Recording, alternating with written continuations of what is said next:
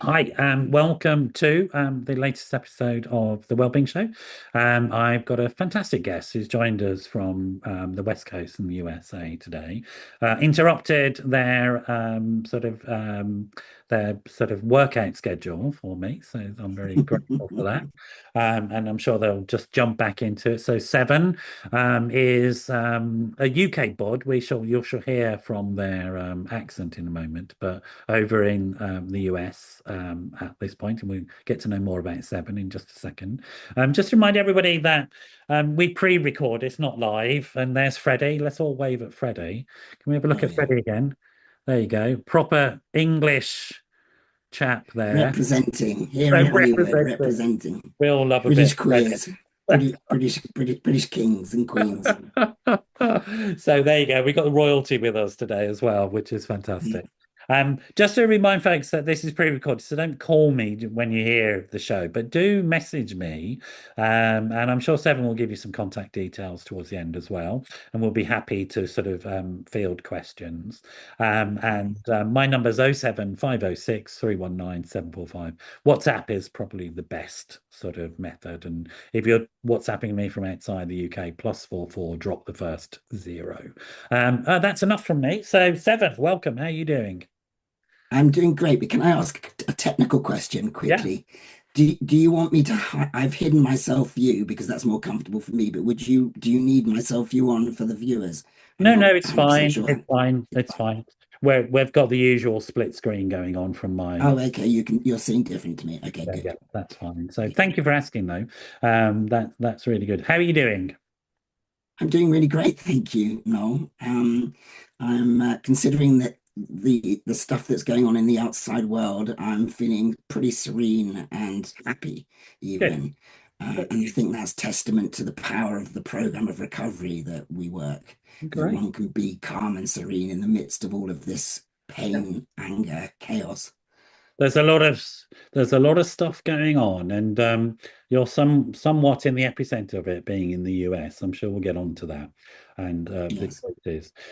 Clearly, though, you're not from the US. I can tell that I'm somehow. I don't not. know Can what you gives it tell? away, but there's something about you. Well, Americans say, "Are you from Australia?" It's like 50% for them. They know that it's something different to American, but they're not sure whether it's British or Australian, which is so strange to us because I don't think that we sound at all Australian. No, Anyway, to American ears, we no, do. not at all. I It have I rings have very deliberately avoided I've deliberately avoided picking up certain words and phrases and certain pronunciations. Mhm. And I always say to myself that if I catch myself saying these words, phrases, or pronunciations, I will get on the first plane back to London. But Right. so far, I've managed to not develop a mid-Atlantic accent to the best of Good. my So you're knowledge. holding firm on that one. I like to see somebody who knows their boundaries and knows how to hold them. So you're originally from Mhm. UK, what, from London or?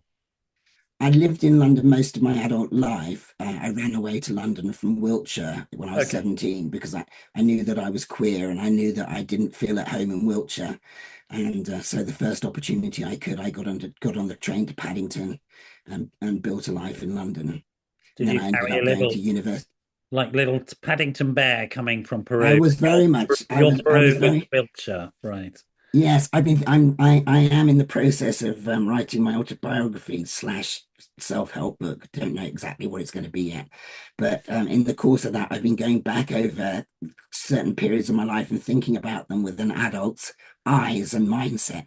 And when I think about the 17-year-old who got on the train to London and just found themselves a job and found themselves somewhere to live with some people, squat. I'm amazed at how I survived some of that stuff, but and that I was fearless. I was just the fearlessness of youth or the ignorance of youth. Yeah, I mean that's what keeps the human race going, isn't it? That sort of Hmm.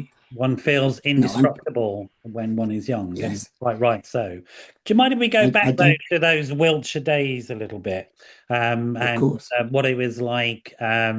Because your story is one of transgender as well, isn't it? So there have been Yes. various transitions in your life. So tell us Yes. who that person was in Wiltshire prior to. all of this. Sure. Yeah. When we talk about peeling back the layers of the onion in recovery, my Right. onion was bloody big Yeah. because I transitioned when I moved here. People in the UK who are watching this, who may know me from my past life, knew me as Sarah Graham. And I was an attractive I blonde sort of knew lady. that, but I didn't want to. I think the term is dead name you. It's but sort of Yes. Thank you. you've chosen, and I certainly wouldn't want to do that to anybody. What does dead Thank naming you. mean? Just for people who may not It, understand.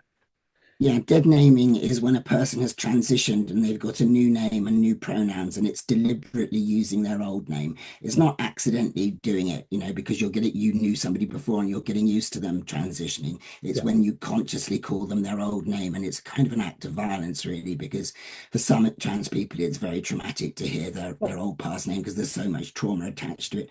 For me, I honor my old name, and I'm proud of many of the things that I did as Sarah, especially in recovery, and so I don't kind of have such a strict rule about it. Okay. But yeah, it can be traumatic for people. So, do you mind telling us about what it was like to be that person in Wiltshire prior to coming to London, and what it was that you thought, oh, I have to run away, I have to run to the big city, which would, to be honest, be a sort of fairly familiar story for a lot of people. Yeah. Yes. Um, okay, I'll give you a little run through Go on, that period of my if you don't life, mind. and this is very much the potted version. So I was actually born in Portsmouth, Wiltshire, to a policeman and a nurse. My family were not posh, didn't come from money. There had been money in both sides of the family, but the great grandfathers had been alcoholics and had drunk the family fortunes away on both sides, which I think is interesting. And my dad left the police soon after I was born, Mhm. and we moved to Winchester, which is the old capital of England, as many people know. We grew up there until I was 11, and that was lovely in the sense that we were very near my grandparents. We had a Yeah. very close relationship with my grandmother and my great grandmother, who I called Nan, and my mother as well. Formed this little matriarchy around me, which was Sure. which was a lovely kind of growing up experience. My grandparents had a nice big garden with apple trees, and I used to play bows and arrows and all of that kind of stuff. I always knew from the youngest age that I wasn't a girl. And I started telling everybody as soon as I could speak, I'm not a girl, and trying to resist girl clothing. And of course, most people wouldn't listen to me. My mother fought me to put me in party dresses to go to Sure. parties and all of that kind of stuff. And I found it appalling. How But did the you know? I mean, interesting, I think people don't get this. I think I do get it. I've yeah, known many people who are intersex or trans or queer, etc. So, and yeah, we'll come to all these terms if you don't mind at some point. sure, sure, no, Try of and course. educate people. Well, But how did you well, know this that you weren't a Well, girl? this is why I think that intersex people, especially a story like mine, can actually open people's hearts and minds because Sure. there is a biological component. So I they said that I was a girl when I was born. Nobody doubted that I was a girl. I was born with a big clitoris, but doctors have rules about how big a clitoris can be on a baby before they get concerned about it. And mine fell within the acceptable size. So they just said, this is a girl. I was named by my parents. Says girl on my birth certificate, which I actually need to change for my own protection. When I was in my 20s, so many years later, I discovered that actually doctors had found out that I'm intersex when I was 8 years old. They'd found out that I have XY chromosomes and that I had internal testes instead of ovaries. I didn't Right. have any female reproductive equipment inside. And they'd actually removed my testes from me when I was 8, told my parents that I had cancerous ovaries. So from a biological standpoint, that's interesting, isn't it? Because I did know that I wasn't a girl. I knew I was a boy. I played with boys. I didn't relate to girls' experiences. And And we should my say, I great mean, it is interesting. If you don't mind, I'm just going to hold us there no, because go I for think it. it is Yeah. quite an important topic. Like Mm. doctors and surgeons now in the UK wouldn't be allowed to do what happened to you. That Oh, they do. They right. do still do it. Okay. Yeah, this is partly why I ended up staying in Los Angeles because Right. intersex people, I'm going to read the definition of intersex because I Okay. can never memorize it correctly, but just so people know what we're talking about here. Intersex is an umbrella term for people born with sex characteristics, that's chromosomes, genitals, or reproductive anatomy, that do not fit the typical binary definitions of male or female bodies. Sure. So actually, we're told that everybody's male or female, and these two distinct sexes, and that's it. Actually, there's a whole plethora of possibilities between the two poles. And most people feel like a mix to a certain extent, but because But they everybody, recently, male the and female, BMA did say, didn't they? They said there's 32 biological sexes that can be yes, identified medically, and four are medically, yes, distinct at a chromosomal level. So the yes, binary definitions medically, scientifically don't make any Medi sense. no, Uh, it doesn't. And but come back culturally, to what happened to you. My understanding was, and clearly I was wrong, that surgeons are mm, no longer allowed to make arbitrary decisions about sex assignment at birth anymore. they are supposed now to have conversations with parents, and they do Right, seem to have conversations with parents, but still, and because of the society we live in, there's a bias towards putting the child in one of the two boxes and right, fixing that. right. And doctors do talk about fixing it with surgery, and surgery does still happen to babies Like and children, bizarre to and me. it It's really bizarre to me shouldn't. that we And would do that. but it's important to think about this because all of these arguments we've been having in society about trans youth and trans children and protecting trans kids, none of those arguments get applied to intersex babies and children. And Sure, that's why I can confidently say to you, this actually isn't about protecting children. It's about protecting the gender order, the gender hierarchy that's sure, based on sure. Adam and Eve, with Adam being the patriarchal male leader of the family unit. Yeah. It's intrinsically wired into Christianity, and before that, the Talmud. But interestingly, But it's sorry, the also, I think, Torah. but again, staying with the biology for a bit, so that people do Yes, get this, that what nature does and inevitably does is when yes, it creates something biologic, it could be assigned to many different things. So if we think about the clitoris, yes, it is actually a penis. A penis is a clitoris. It's just that yes. certain types of hormonal What? responses produce something more or less like that, and which is Yes, why you have all these sort of options in between, really, because yes. and But there's nothing it, unnatural about that. It's fundamentally no, a it's natural perfectly biological. natural. Yeah. It's always existed. When I wrote my play Angels Are Intersex, I went to speak to faith leaders from all of the world's major religions. And when I went to speak to Rabbi Michelle at the Temple of Israel in Hollywood, she told me that there's actually six genders recognized in the Torah, Sure. and at least two of those genders are definitely intersex people. They're definitely different types of intersex Yeah, people. most cultures, So, that's the and truth. Most cultures, Native Americans, yeah, I absolutely. always bring this back. This is the argument I make to the Academy here and to BAFTA, or their BAFTA. It's like knocking on a door that's never going to open. They give it a lot of that, but actually they're not interested in engaging with this issue. But anyway, here, Native Americans, most tribes had what they called two spirits, which are people who are between the common sexes, and they might be what we would call trans people today, but they could also be what we call intersex people today. But two spirits are honored by the tribes and actually seen as the best warriors and the best healers, and played a very important point in the tribe, part in the tribe, because often they were infertile, so they would be an important person helping out raising the tribe's children, Yeah. especially with the healing arts and all of that kind of stuff. Thanks for that, Simon. It's really helpful to, and it's also, I think it's really helpful to model how it is possible to have conversations about these issues that don't become binary and angry, right? And we Yes, need to have more informed conversations between yes, decent people to model how it is possible to talk about these things, because there are quite dark forces going on at the moment that would like to see radicalization happen, that would like to see disconnection between people, and that would like to yes, present simplistic messages. And simplistic messages are dangerous messages. I want to go back they to are. that child who knew Yes, they sorry. weren't. Okay, No, so that's that okay. child knew. It's that. I mean, you knew you were telling people what happened when you said to people, I'm not a girl. What's going on here?" Well, what the first thing that happened was my mother wasn't a horrible person. She wasn't trying to torture me by putting me in dresses or anything. She just wanted a little girl, and she thought she had a little girl Sure. biologically. So she was just, trying to, she liked pigtails and pretty dresses and all of that stuff. Okay. She wanted me to do ballet. Ballet, I hated ballet. But anyway, but my great grandmother, my nan, saw me. She really saw me as a child. And so she would buy me things like an Action Man instead of a Cindy. And she would let me have the bicycle I wanted, which was a black Commando bicycle. So I did do some gender binary bending stuff as a child, and I was allowed to, but people said to me, "Oh, well, it's because you're a tomboy.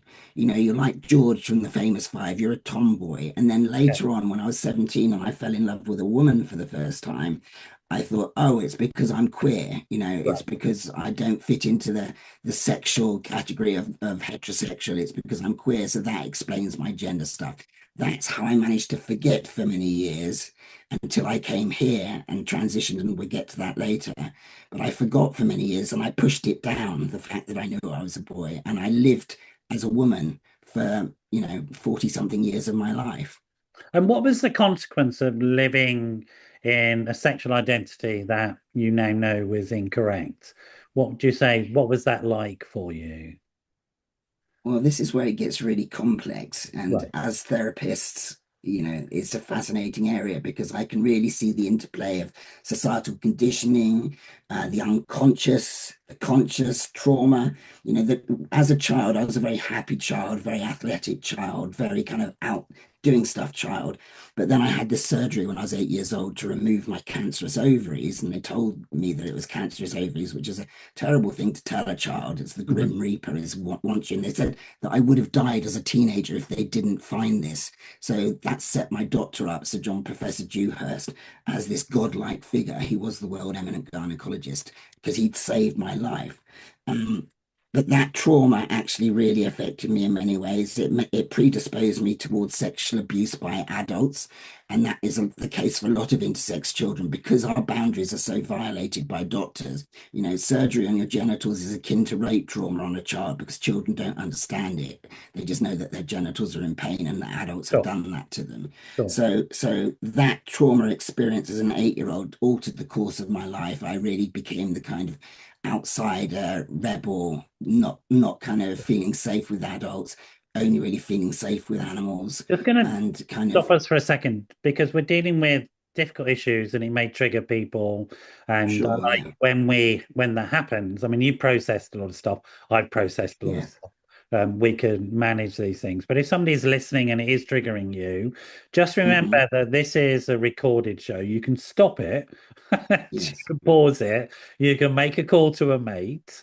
You can sort of self-care, take care of yourself. And if you've experienced sexual violence, there are groups that exist both in the UK and in the US for people that have experienced sexual violence. And also, if you're hmm part of the trans community, queer community, and also the intersex communities, there is support available for you.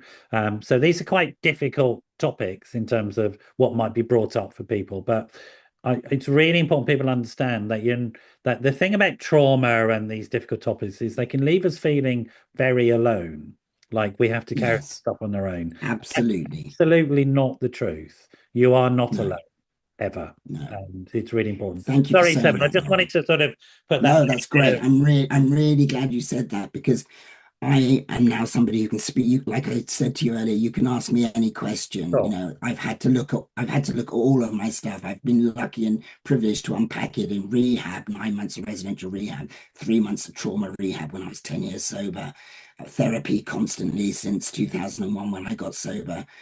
So I'm in the privileged position of having dealt with my trauma to the point that I can talk about it really openly and honestly and kind of just whiz through my story in this way.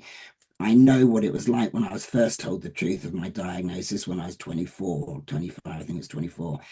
Just the fact that he said to me, those ovaries weren't ovaries, they were gonads, exploded this trauma bomb in my head where I just felt this wave of shame wash over me. Sure. And I thought I was a freak and that nobody would ever love me. I was really scared because I had a lesbian girlfriend in the waiting for me outside the room. I thought she's going to still love me now. She knows that I'm biologically much more male than female. Yeah. It exploded a kind of, well, it exploded what became my addiction rock bottom in 2001. It kind of nuclear powered my addiction through my 20s into my early 30s.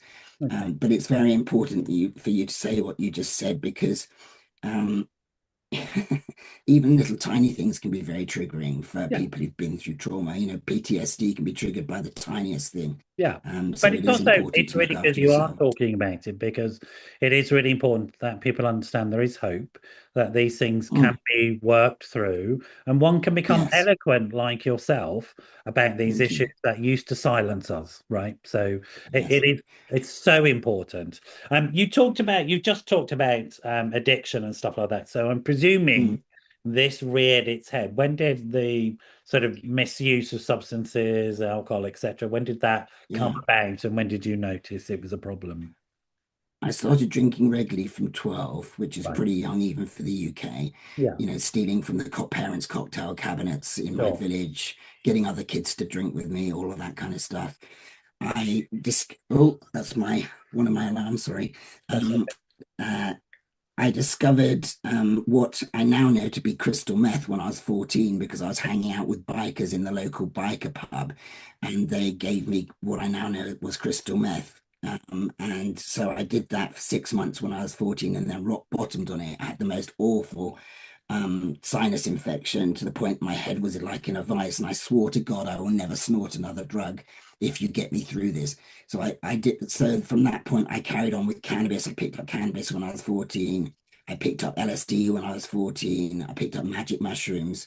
You know, I kind of just was a poly drug user who was open to trying anything. I tried cocaine for the first time when I was 17. And but for years I could deny that I had an addiction because I was very much a binge user. I very much oscillated between having very healthy periods, you know, working out in the gym, cycling. I was being a big cyclist, cycling to the BBC when I was working at the BBC, all the way from the East End, eating really healthily Monday to Friday, and then picking up drinking drugs on Friday night and partying all the way through to Sunday night. I Mhm. was that pattern of use. But often, So I could I mean, it deny. is often facilitates a lack of insight when one is a binge user. I mean, but even Mm, daily users have lack of insight. It's part of yeah, any sort of mental illness, the lack of insight, and then sure, surrounding oneself with people who are similar. But usually, sure. and I wonder if this happened to you as well, be interesting to know that when one is a binge user, the binges get longer and the periods in between get Yes, shorter. absolutely. You start joining up, you start That's using like right. on a Wednesday, Yeah. and then maybe the weekend Initially, there's starts a on division, Thursday. and then there's a dotted line, Yeah, and then there's a straight line yeah. all the way through. It's a progressive illness and it always ends in the same place. And at the end, when my father died in 2001, November Right. 2001, I was drinking and using 24/7 and became the person that even I couldn't deny was an addict. And I got really suicidal. I had two suicide attempts when I was 14. And that was partly related to my intersex trauma and feeling different to other girls. You know, at that point, girls around me were getting periods and pubic hair. I Right? didn't Yeah, grow that's right. pubic hair Yeah, yeah. And until I all the started. messaging around being female would not have fitted your experience, It literally. didn't. No, no. And it wasn't until I started testosterone shots here in 2018 that I finally started growing pubic hair, just at the point that nobody wants pubic hair, of course, now. People spend a fortune to get rid of That's pubic right. hair now. But So I'm you're like, yes, literally, I finally got that's pubic right. hair and hair under my arms. My God, You're I'm a having to full do your human being. bikini wax for the first time in your life. It's sort Yeah. of it's a two-edged sword, that one, isn't it? It's like, yeah, Yes. absolutely, Yeah, I can yeah. understand. But you're still at this point labeled as a woman by society. Yes. You have Yes. severe addictions, which you don't know are addictions. Yeah. And how I mean, your family, your parents, what are they thinking at this point? What's going on for them? And the friends around you and your colleagues, how are people Sure. experiencing you, do you think?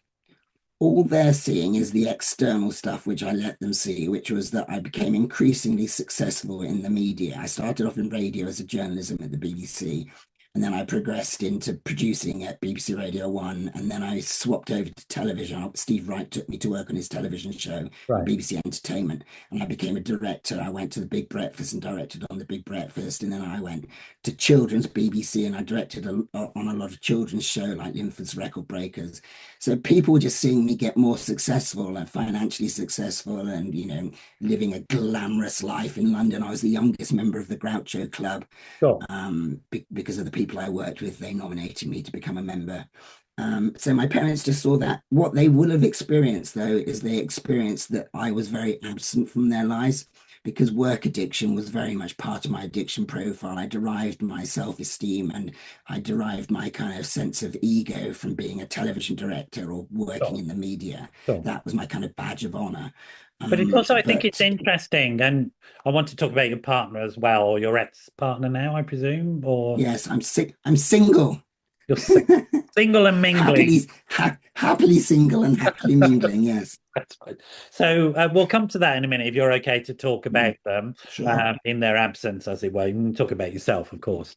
Mm, But it's interesting, I think, because there is still the notion that an addict or an alcoholic looks and experiences the world in a specific way, which is park yes. benches, Yes. alleyways, etc. That's true. That's a lot of people's Yes. experience. And a good friend of mine ended up in one of those large bins down in Soho. That's where they ended up and were Yeah. fished out Yeah. of one of those bins and sent Yeah. off to a rehab. Now, but Yeah. you were a very successful person. Yes, I lived in a lovely house in Benbow Village, as it's called, near Shepherd's Bush. Sure. At the end, like beautiful, beautiful house, spiral staircase down to the garden, sunroom on the second floor, so it's kind of like floating in space at night when you smoked weed up in the sunroom. So it looked very glamorous. But as my partner then, who was a British celebrity chef, as that partner realized that I was addicted to cocaine primarily as the one that really stood out, she started calling me a junkie, which I thought was very rude, and taking my cocaine off of me. Right. And so I started going to Shepherd's Bush and drinking and using with the homeless people on Shepherd's Bush. So I had a perfectly lovely house round the corner, but I'd be on Shepherd's Bush because those people wouldn't be on my case telling me that Right. I was an addict. Right. Right. Yeah. That's where you felt at home. So even I if you felt more weren't at home with actually those living people. Yeah. there, yeah, and that's an Yeah. interesting dynamic, and it is a thing I've noticed, and you will have noticed from your own clinical practice that um, Yes. that people who have this chronic illness, which is a relapsing chronic illness, is a mental health condition. It does get Yeah. worse, but eventually somebody who has that feels more comfortable with the birds of a feather and flock together. Sure. No matter Because I also, no matter what they've been given in life, it'll be that tribe that they go towards, which is I think is yes. important to talk about in terms of later on what recovery means and why Yes. tribes Well, are important. the other thing about that dynamic was that the more successful I got on the outside, at the same time I was experiencing the spiritual death that they talk about in the recovery literature. I didn't know what a spiritual death was then, and I would have laughed at you if you'd said anything to me about a spiritual death. But basically, I was dying inside. My love for life and love for people and love for anything was dying, and just addiction took over. But And I didn't, there's but a strange world, isn't it? That world in which sort of, I guess you perceive, you understand that something bad is happening, but then you have yes, all this success. And how does anybody yes, reconcile that? And then additionally, the other sort of experience is there's something wrong with your body and with your sexual identity. yes, Who am I? And that must have been yes. quite a heady mix to try and sort of figure out. Yes, well, I didn't realize then how much part of my unhappiness was the fact that I was living the wrong gender. Right, I was codependently living the doctor's version of me. right. They medically altered me. They put me on estrogen when I was 12 and made me into a woman. So Yeah. I was living somebody else's life. So it's no wonder that I had such dark periods of suicidal ideation. And the other thing about being in that house was the more successful I got, but the more my addiction progressed, the less I felt like I deserved these good Yeah, things. exactly. So it That's felt they, it yeah, felt yeah. alienated from the world that I They was become the in. lash, don't they? That makes you feel Yes. absolutely Yeah, I just felt bad about myself because I'd said to my girlfriend when we moved to the new house that we're buying together, which was such a beautiful house. I wish I still owned it. When we bought that house together, I said I will never use cocaine in this house. Mhm. How we draw a line in the sand, and it's like this is going to be the difference. I'm going to put the cocaine behind me, and I'm just going to drink and smoke weed. But of course, I'm an addict, so first of all, that's impossible. But also, I was carrying so much pain and trauma in me. I really thought, well, if you'd lived the life I've lived and had the things happen to you that have happened to me, you'd need to drink and take drugs. And that's a very good excuse because it's true, but at the same time, It's true. I mean, addiction it definitely feeds is off of true, all but of those it's sort of things. like Addiction, It's Yeah. also it's interesting, I think, and I wonder what you think about this. There is a reason why people might use problematically, but the difference between somebody who's using problematically and an addict often is this, that when you Yes. remove the problems from the person using Yes. problematically, the using Yes. drops off. Whereas the Yes. addict, it has a life of its own and then needs Absolutely. something else as well, because it is Absolutely. a And condition. It's not yes. it's not, it doesn't flow. It does in many people's lives, it flows from something or it'll be triggered by something, but it should be understood as a condition in and of its own right. Absolutely. And I don't know what kind of clients you work with, but when I was running my clinic at the Hell Clinic in London, which I ran for the last few years before I moved here in 2015, I was working with clients that were very, very successful people. I'll just give you one example because she's passed and her family won't mind me saying this. Helped Amy Winehouse stay clean when she was picking up her Grammys Sure. for the Back to Black album. And I worked with a lot of very, very successful people.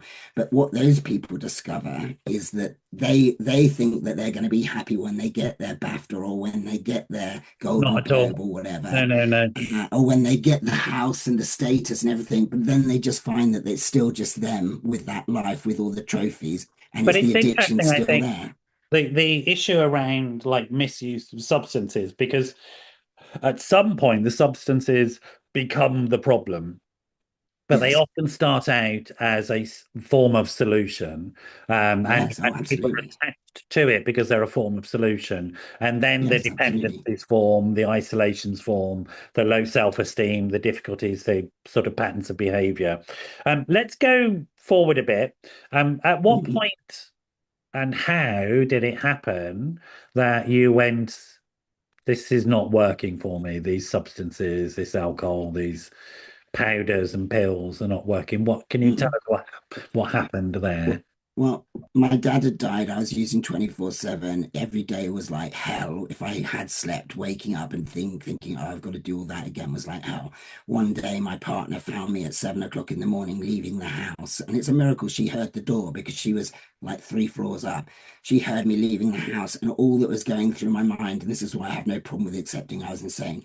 All that was going through my mind was, I'm going to the Thames and I'm jumping in because I can't do Right. another Oh, day. you poor thing. So Just so a that's the horrible point place to she be. kind of grabbed me at, and Yeah. I'm very, very grateful that I was able to be honest with her.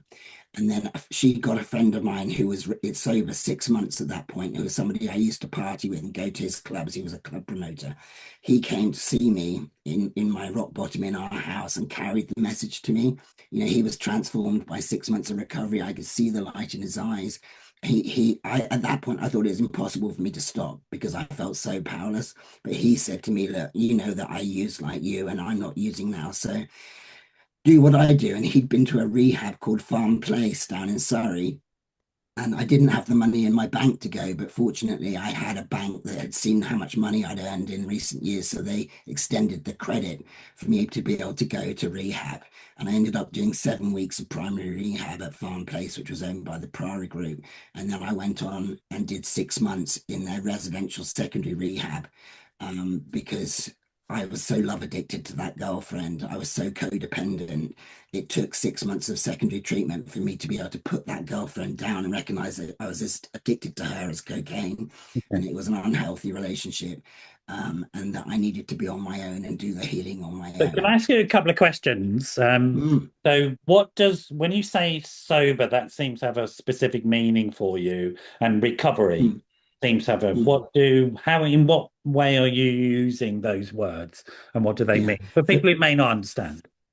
For my recovery, sobriety encompasses not using any mood altering substances. Okay. I tried for years. I went to my first NA meeting in 96, got sober on the 12th of NA December being Narcotics 2001. Anonymous, right? Narcotics Anonymous, sorry, and AA. I tried AA as well. And But AA I'd is always Alcoholics try Anonymous. So for people. Alcoholics Anonymous, sorry, So I yeah. said to you before I'd we all, started, if you use letters, if yes, you start getting talking to me in yeah, spaghetti letters, I spit yes, the alphabet. I'll have to sort of pull you up. good. So Good. Well, I've been to a few of those meetings, but I'd always thought that I could create my own program. I thought 12 steps was far too many. I needed four or 12 five. steps Of mean course, the 12 steps of the AA recovery program. Yeah, so step one is I need those to terms work are out. sort of interchangeable. Alcoholics Anonymous, Yes, 12 step, Narcotics Yes, Anonymous. They're all sort of 12-step programs. yes. Okay. But I'd gone to those meetings and I'd heard the differences, not the similarities. But the great thing about going to rehab was that they made me go to meetings. There wasn't Right. any choice. You had to go to meetings. And I stayed in the meetings long enough to be able to hear the message that I needed to be completely abstinent and that I needed to work the So 12 what you steps were of planning recovery. to, because you've said earlier on in the conversation, we're like, Mm, I won't use cocaine at home, but I still will drink and smoke weed. yeah. So that was the I sort of still had bargaining going on. Yes, I still had that hope that there's got to be something I could do because it's so bloody uncool, isn't it? To be completely sober. This is my thinking. Of course, I think being sober is the coolest thing now. Yeah, yeah, And yeah. some of my friends in recovery now are just incredibly cool You people. seem very cool to Because me, Seven. You seem very, thank you. I'm very, very cool.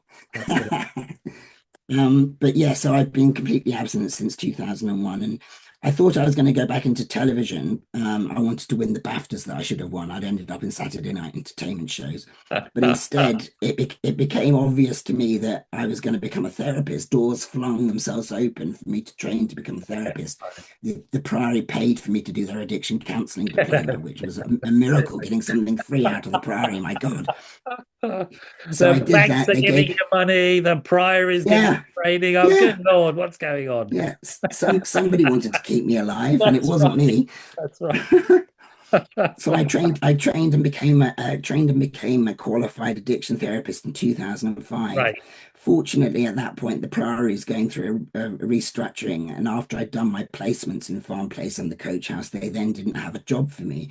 Yeah. But in Surrey, there was a deal being done between the NHS and this charity called Involve, which was a holistic treatment service for young people in London, was what they'd done previously working with gang members. So anyway, they created this new service that was a mixture of these two different models of recovery. And I got to go and work there and write my own stimulant drug program. Because it was completely blank sheet. What are we going to deliver here? We've got the money. What are we going to deliver? And so I wrote a stimulant drug program that involved holistic elements like auricular acupuncture, like massage, other treatments that will help people calm down and relax and just Okay. let go of what they're doing. And that model became so successful. We had such good outcomes that the psychiatrist there, he was kind of working in the Home Office as well as being a psychiatrist in the NHS. He recommended me to become a member of the Advisory Council on the Misuse of Drugs. And then also I'd run a campaign to try and save the only teen rehab in the UK, which was called Middlegate. Unfortunately, we couldn't save it and it shut down. But in the course of making that little film about that campaign, I'd met this MP called James Brokenshire, who was actually a Conservative MP, but he was a lovely, lovely man. Sadly died of cancer in the last few years. But he also put my name forward for the Advisory Council on the Misuse of Drugs. And then the Home Secretary ended up appointing me. So I became the only sober person on the ACMD, Well done. Well, and the only person actually working in treatment with real patients, right. clients. Everybody else, they were experts in their fields, but they're primarily scientists who, like the world famous chemist who knew exactly what was happening in a petri dish or whatever, but couldn't tell you how those drugs affected humans in the real world. Yeah. Yeah. So I got to serve six years on the ACMD and sit on many committees here. I had security clearance, so I got to hear a lot of the stuff going on behind the scenes as well as in the public domain. Mhm. And I got to learn an awful lot about addiction and treatment globally because we pulled in experts from around Sure. the world, Sure. and had the most amazing time. And it really supported my clinical practice. And I really had a wonderful time the last 6 years of my time in the Yeah. UK working as a But therapist and still, working with something them. must have been niggling at you because you were Hmm. Sarah rather than Seven. So Yes, can we I join didn't those know. dots up a little bit? What was going on Sure. for you? Yeah, So yeah, again, you're really successful, sober, clean, great, yeah. and still really successful. But there's Excuse still me. a sense of dissatisfaction going on somewhere. I got married twice in recovery. So I had two different marriages in recovery. The second one was to an American woman, which is why I'm in America now. She came to live with me in the UK for 2 years, and then the marriage was breaking down because she was so depressed being in the UK with no Sure. sunshine. So I came to here in 2015 to save the marriage and got a 10-year green card because we hadn't applied straight away. I both of the marriages failed, and I had, more than 50% of the reason why the marriages failed. After, as the second one was failing, I went into trauma rehab and did 3 months of trauma rehab to look at my childhood trauma. But how I became trans was actually because my body rejected estrogen. I hadn't planned to Oh, become right, trans. right. I was like 40. This was in 2017. 2017 was a terrible year. Physically, I was getting more and more disabled. Mhm. And I thought I had MS or something like that. And I finally went up to the doctor after 6 months, and they tested me with everything and said that I had the hormone profile of a 90-year-old. Yeah, So my yeah, body was packing yeah. I up can see that. I basically. can see that. Yeah. Yeah. And so they said to me, why don't you try testosterone shots? Because that's what your body would have made if they hadn't had taken your testes. I'd been told that I'm completely immune to testosterone. They said I had complete androgen insensitivity syndrome. But within 3 days of the first testosterone shot, I started to feel better. Right. Very quickly, I started to sprout this rather attractive stubble that we see now. It's better than mine. I shave mine up. I look dreadful with the beard, to be honest. And I'm a stand-up comedian. We probably haven't got time to go into how I became a stand-up comedian, but part of what I do is stand-up comedy today. And as I joke on stage, the clitoris grew and grew and grew Right. like Jack's bloody beanstalk and Right. became a penis. Yeah. Like, well, I say to the audience, at what point does a clitoris become a penis, and get them to call out inches and stuff? But it's Yeah. just a silly joke thing I do. Yeah. But yeah, so my body transformed with the testosterone, and I'm now sat before you happier and healthier than And I've were been my you whole planning at life. that point to transition to being No, biologically male? no.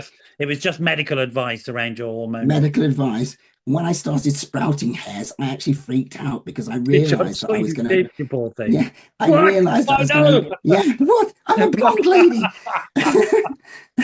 But I was like plucking them out at I'm first. It sure wasn't you until I were, kept like, I, absolutely. I, I executive produced a film called Ponyboi, which is the world's first intersex film, and we brought Right. it to London to the Flair Film Festival. And I was staying at a friend's house who had very good lighting in a bathroom, and I could see how many of these. And I realized I'm fighting a losing battle. I've just got to let them grow. And Sure. then they grew in, and it was at that point that I actually saw myself in the mirror for the first time, and it's like it slowly came back to me how much of myself I'd repressed to live other people's lives. Sure. And it's like the scales fell from my eyes. But I kept the tits. I had the 38 double Ds until 2024, and I told myself I wasn't having them off because I was the visual representation of intersex. People can see stubble tits. I'm intersex. This makes sense for Hollywood brains, for the Yeah. producers' brains. Yeah. But when I had the surgery, and I haven't got time to tell you the story of how I came to have the surgery, probably, but when I had the surgery to remove them, that it was like liberation. It was like that was the Sure. last part because I had these tits because the doctors had given me these tits. Basically, they wouldn't have grown if they hadn't put me on estrogen. So I finally got my body back, and Okay. I finally got to really be Seven Graham, he, him, the person that I would have been if they'd have left me alone. Yeah.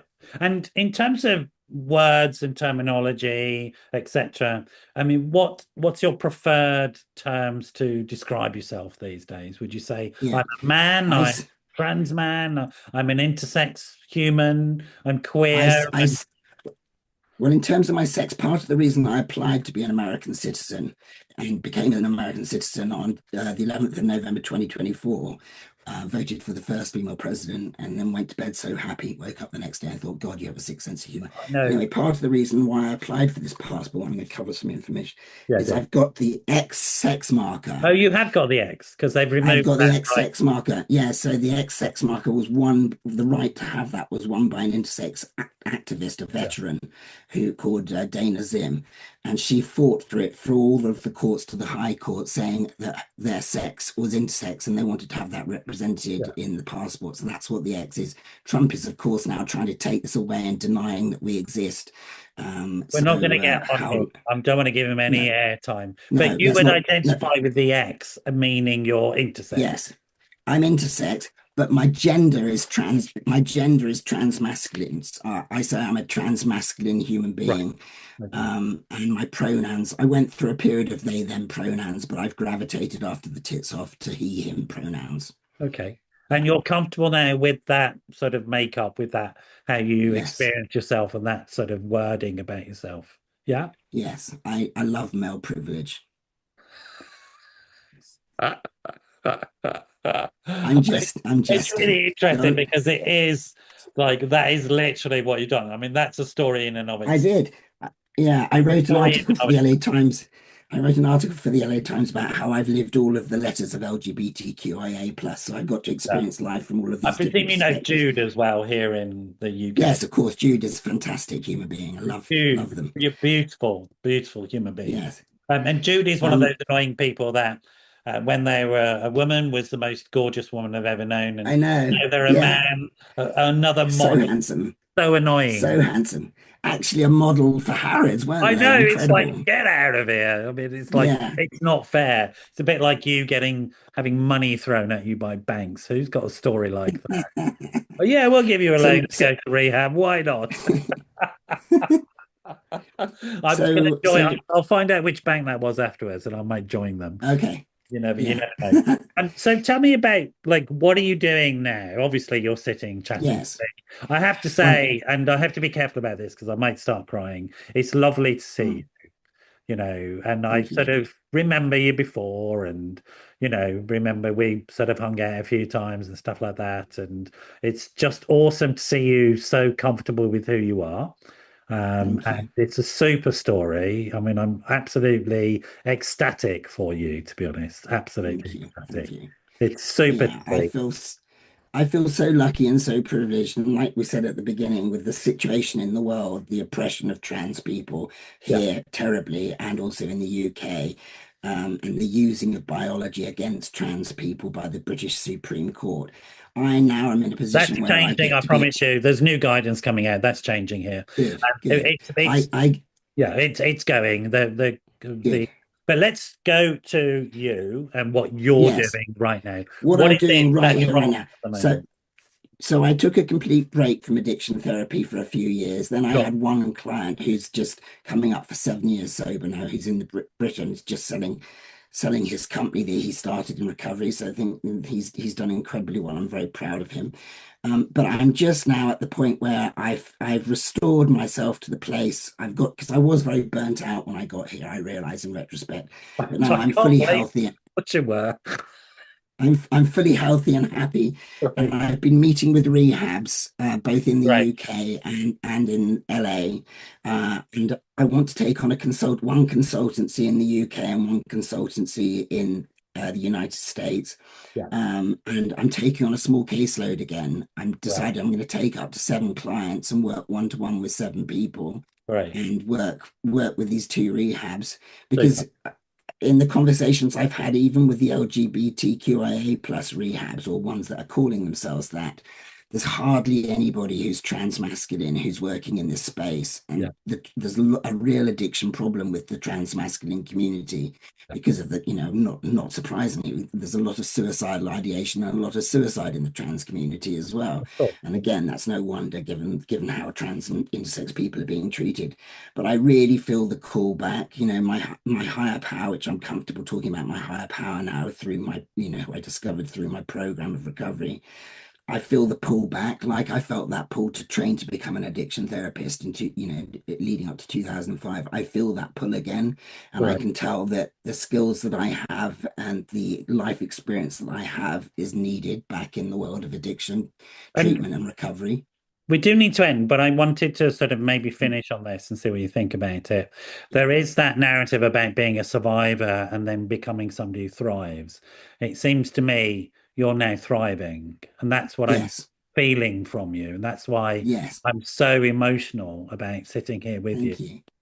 you know? Well, I've created this completely new model. I used to have a very holistic model at the Hell Clinic, but now because of my own creative journey as a stand-up comedian and as a theatre writer and performer and actor, I've created this new model called the Alchemy of Authenticity, turning your shit into gold, Yeah, where we basically love help it. people go on the journey that I've been on, where the things which I thought I would never tell another human being, things that I thought were so deeply shameful and unacceptable have become my greatest riches now because I'm the world's Absolutely. first intersex stand-up comedian, and I am, one of only two intersex actors in Hollywood. So I do expect to get. I've done a lot of work in the acting space. I get it. I'm expecting to get cast in something good soon, God willing. Great. Um, How but do but people yeah, get this hold of one. you, Seven? How do they get hold of you? If they're Yes. looking for you as a consultant, if they're looking for you as a therapist, looking for you as an actor, as a stand-up comedian. I mean, like, Yes. how do they Whatever, how do whichever banks hat they how do want me banks get hold of you to throw money at you again? Have you got a website? um, I've got a website which is www.7grahamsolutions.com. Yeah. It needs to be built up a little bit more, but it's okay. You can contact me on Instagram via Angels Are Intersex, Angels plural of angel, RARE, then intersex. Oh, that's my umbrella. And my email, I'm very happy to give your Right. listeners my Yeah. email is Yeah. 7grahamsolutions@gmail.com, Brilliant. 7grahamsolutions at Brilliant. gmail.com. Well, I'll make sure when the show goes out that those details are on the commentary as well, so that people can have Thank you. access to it. And I What I really do, appreciate having this space with you, Neil. It's really wonderful of you it's to such a pleasure for do me. this It's lovely to podcast. catch up with you, and it's always inspiring to see people who don't give up on themselves and just keep chipping away, finding the solution, gradually building it and building it and building it. And also, the very fact that you are here talking in the way you are will save somebody's life. And we're in the business of saving people's We lives. are in the business of saving people's lives, and recovery is possible. I genuinely believe that everybody can recover if they have the real willingness and if they're given the tools by the right people. And enough time. And this And is what I think is so fantastic about this period that we're living in with artificial intelligence and with social media, yeah, is it is possible to carry the message to millions more yeah, people, yeah. and it is possible to learn how to get into recovery via the internet, which is such a Oh gift no, to the it's world. amazing. But I'm going to finish on this sort of with all of that stuff as well. But the important Yeah. thing is time. And I must Hmm. say to people who are feeling in difficult times, for example, Yeah. within themselves, don't let a temporary emotion lead to a permanent decision. Just Yes. keep going. Just keep going. Don't give up on yourself. Yes. That you can get to Yeah. the point where seven is easily, not easily, but you will get there if you keep yourself alive and keep asking for the answer. You may not get the answer immediately, but you will get it. So for now, we're going to have to finish. I want to say Mhm. thanks, Seven, for coming on. It's such a pleasure to catch up with you again. Next time you're in London, give me a call and we're going to have a I coffee and will. grab I'm a. hoping that I might be coming to UCASAD. I might even possibly be speaking at UCASAD in Great. its early stages of trying to work Well, that give one me a out. call when you're coming over. Yeah. So for now, we're going to say goodbye, folks. I hope you found that as illuminating, interesting, and insightful as I did. It's really important, folks, that you feel comfortable having these conversations. There are dark forces out there that want to tell Mhm. us that we can't talk, but we can. Yes. And talking is the Yes. solution. I'm going to wish you all well, and I'll see you at the next episode of the Wellbeing Show. So goodbye for now. Well, thank you very much.